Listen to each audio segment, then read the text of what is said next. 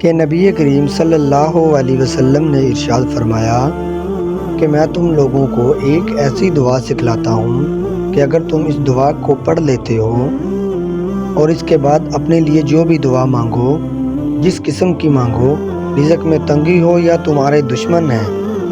یا تمہارے اوپر مصیبت آ پڑی ہے، پریشانی آ پڑی ہے، ختم نہیں ہو رہی، تم نے بہت کوشش کر لی، کچھ بھی کر لیا، کچھ بھی نہیں ہو رہا، تو میں تمہیں ایک ایسی دعا سکھلاتا ہوں، اگر تم دعا کر لیتے ہو اور اس کے بعد اپنے لیے جو بھی دعا مانگو تمہاری حاضر قبول کی جائے گی۔ اور دعا بھی حضور نے بہت مختصر سی بتائی ہے، کوئی مشکل نہیں ہے، بڑی آسان سی دعا ہے۔ دعا یہ ہے: لا الہ الا اللہ واللہ اکبر، لا الہ الا اللہ وحدہ لا شریک لہ، لہ الملک ولہ الحمد وہو علی کل شیء قدیر، لا الہ الا اللہ لا حول ولا قوۃ الا باللہ۔